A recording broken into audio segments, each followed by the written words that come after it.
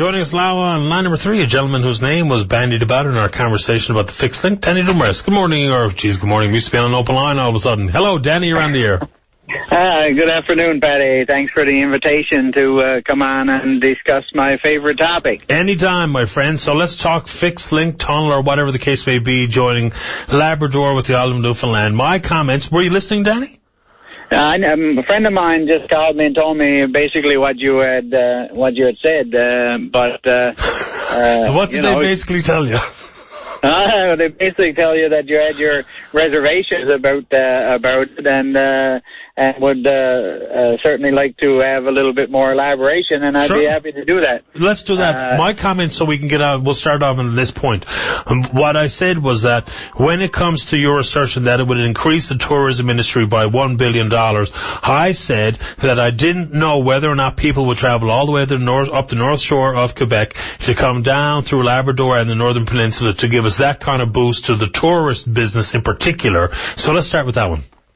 Yeah, okay. Well, presently, Patty, Marine Atlantic, the number of non-residents, tourists on Marine Atlantic actually, in the last 10 years has gone from 149,000 to just over 100,000. There's been a drop of about 50,000 people, or 30% of the people that come to visit our province. And the reason for that is because of the unreliability of the ferry service, the fact that it's 11 hours from the time you go there until you get off if it's on time, and also because of the very high cost. And I give you the example as well that when the bridge was put to PEI in 1997, the number of tourists actually went from 700,000 to 1.2 million, 500,000 people increase in just the first year. So there's no question that in my mind, that the number of people that comes to Newfoundland and Labrador right now, we got 1,000 times better, tourism package to offer than Prince Edward Island. Every nook and cranny of the Big Land and the island of Newfoundland offers a story, not to mention the fact that we got 3 World Heritage Sites in this province that would be tremendous, traffic attractions to tourists. And the fact that we would now be saddled up against 18 million people, our friends in Quebec and in Ontario, would all be within a reliable, ground transportation distance and mechanism from this island. There's no question in my mind that many people would come that have never come before, and as a matter of fact, I believe many would come simply because of the road link and being able to say, look, this is something that's so completely different and the only one in all of Canada. I think that that's the basis for my assumption, but the bottom line with this, Patty, is that there is just a fundamental better way to spend taxpayers' money, and that's where I am grounded to. I mean, when you look at the fact that the Straits Ferry, just ferry there alone, for the next 50 years will cost $700 million.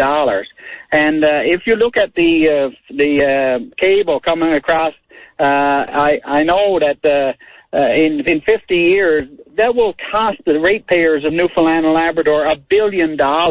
So just those 2 equations alone, we would have to be crazy not to go out there and do a proper evaluation of the cost. And I'm the first one to admit, I have seen the numbers in Norway. I've seen the latest numbers that came from public tender to do the underground subsea tunnel in Norway, and certainly they have repeated the cost time and time again by building over 900 tunnels, 32 of them under the water. I'm the first to believe, however, and first to say that there needs to be more study, and particularly there has to be a very thorough geotechnical study, because what the Norwegian experts have told me is that there is no mystery and there's nothing peculiar about putting a tunnel anywhere, but you just have to understand very exhaustively the type of geology that you're going to be tunneling through. And once you know that, then really basically it becomes a numbers game of how many tons of concrete you need, how many bolts you'll need, how much steel you'll need, and how much blasting. And that's the kind of thing that the Norwegians have perfected to the point where they are being able to repeat the per kilometer cost time and time again. And the present figures, for example, just to give your audience the picture, and I'll be presenting this to the Combined Councils of Labrador now in a week, in 10 days or so. And, the cost per kilometer right now under the Norwegian drilling and blasting technique is somewhere around $15 million per kilometer. So to go across the Labrador Straits, which would give you 2 tunnels, by the way, two lane tunnels going one each way, would be in the area of $500 million. So I'm saying, let's not get into anything. You don't need to get into anything any different than just acknowledging that the cost of the present theory and the cost of putting the cable on the Strait of Belle Isle will be in the area of $1.7 to $2 billion over the next 50 years. And that is the basis upon which I believe this tunnel makes sense. Not to mention for 1 second the tremendous job creation that would come from having these numbers of people visit us and having our goods and services brought to the island in a much cheaper and much more reliable way. Danny, where's the hesitation been then in doing it, given the cost that you've discovered? Now I do know that people say that there is a different bedrock and there is a geotech hurdle that's not in Norway that is in the Strait. I don't know anything about it because I'm not a geotechnical person. But what's the hesitation then from getting this done if what you say is true?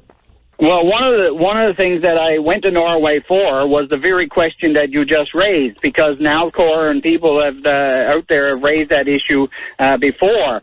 But the Hatch-McDonald study that was commissioned by Danny Williams in 2004 had no problems concluding that a tunnel was indeed quite possible simply because of the technology that's now available. And there was no question about whether it could go through sedimentary or granite rock.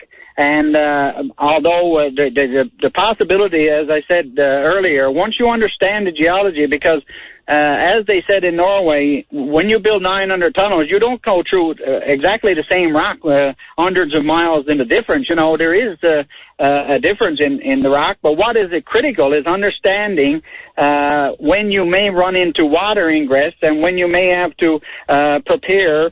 And the way they do it, Patty, is that if they know that they're coming into 5 meters of rock with a lot of water that's going to come through it, well, then they would go in and put a steel screening around the circumference, drill it out, and put the concrete in so that the blasting would not fracture it any worse. And then they would come right behind it with the spray-on concrete, get the 20-foot stainless steel bolts and bolt it in and seal it off. And the end product is then steel with stainless steel all around. That's the way it is done. And any water then that would come down would go into the basin and be pumped out. So, I've seen it and I can understand it. So the geology is not an issue. It's a matter of knowing when you're going to interact with that particular geology.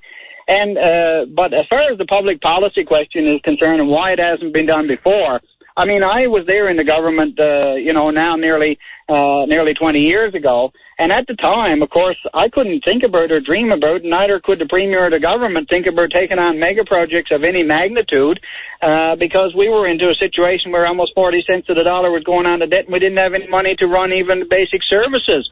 So you weren't allowed to dream. You weren't allowed to think about things like this. But now, of course, we are. We are seeing the way of the world. We're seeing in particular technology change to the degree where the cost is much more certain once you understand the geology.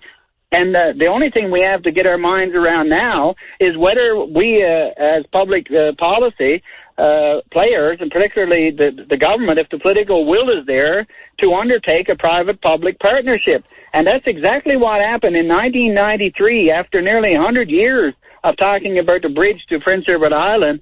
The Prime Minister of the day and the Premier of Prince Edward Island finally said, look, we're going to do this, but we don't have the money.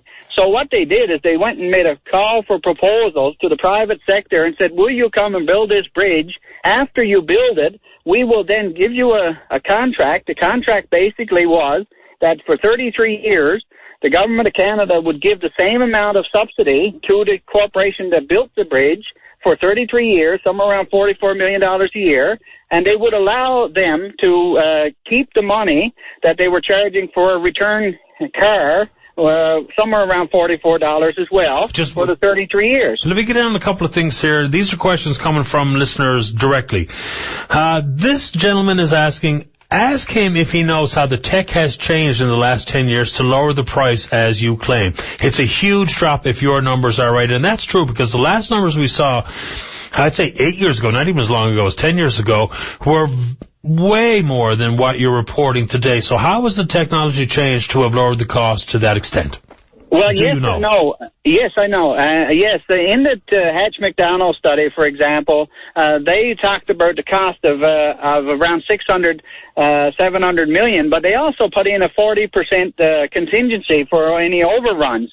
And but that particular study was not done on any basis of geotechnical work. That was done on the assumptions of seismic work that's been done, because there's only been 2 boreholes put down on one on either side of the strait since this whole thing started. And the other main thing about the cost that was included in the Hatch-McDonald study 10 years ago was that they've advocated using the tunnel boring machine. And tunnel boring machine is certainly the more expensive approach to this. Norwegians have tried it and have rejected it, first of all, because it does not give us as much safety as we would like to have, especially if you're going into sedimentary rock where there's a fair bit of water. But they also rejected it because of cost. These machines are huge and they're very, very costly.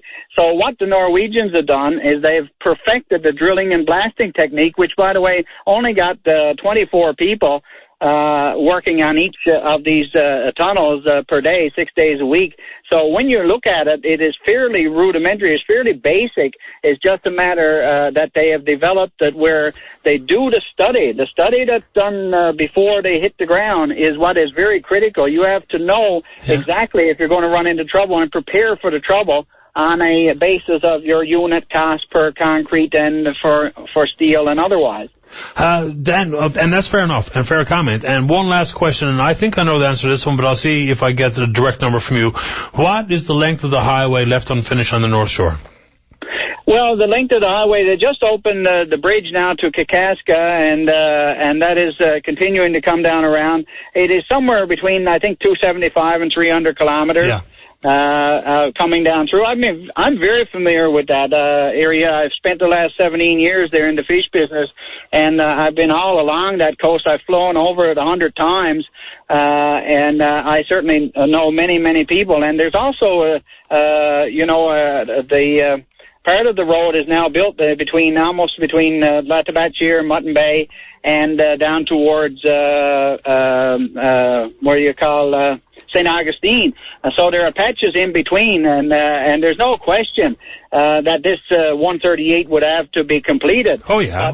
My view of the world, and I met with the Deputy Minister of Transport in Quebec a number of years ago. I've also met with the former Premier of Quebec, Mr. Charest, and certainly I have had some of those discussions with the people in the municipalities and otherwise, and there's absolutely no question from the point of view of the previous government of Quebec that if the tunnel were to be started, it is a 5-6 year completion on it, and I have no doubt that we would be able to put together a deal between Ottawa, Quebec, and Newfoundland and Labrador that would see the tunnel being built at the same time, the full completion of the 138, and there's no reason why it wouldn't all open up together as a package. And by the way, you don't have to go very far through Labrador to reach the tunnel. It would only be about 12 kilometers from the Quebec border. Yeah, I've seen some of the diagrams depicting the potential leaving and landing spots and vice versa, Labrador and the island.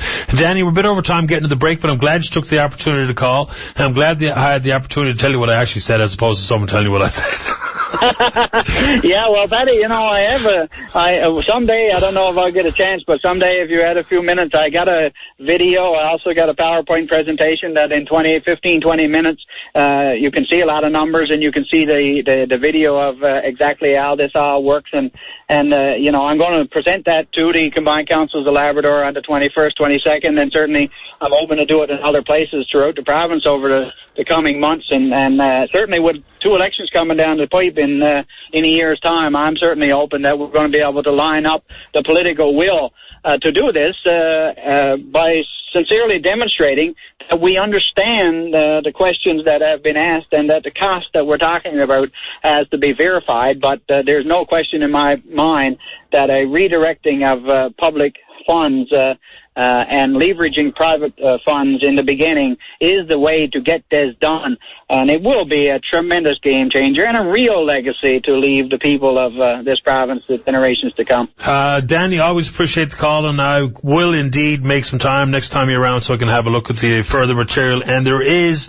a conversation to be had, and this has been entertained by both parties, so I think there's an opportunity to take this out of the partisan stripe sphere, not to say you are, but to take it out of there and look at it in the legitimate dollars and cents of some of the anecdotal benefit that it could provide as well. Always enjoy the conversation. Danny, stay in touch. Thank you very much. And Randy has me on his show, actually. I just one final point on the 25th of this month. I had to put in a plug there. I got to. On the Rogers Cable, 25th of this month, you're listening to half an hour of the same type of figures and facts and questions. Well, all of this, Patty. Yeah, sure. The Randy show is, I think, called To Be Resolved. To Be Resolved, and that, of course, is on Channel 9, Rogers TV, which is a company that was very good to me for a long time. Happy to promote that show, and I'm glad you called. I think that's one of the first interviews I did was with you one time on that one. Yes, so, and I remember that. I really do. That's a long time ago now. Long time ago. Thanks a lot, Patty. Always a pleasure. Take care, Danny. See you, buddy. Bye-bye.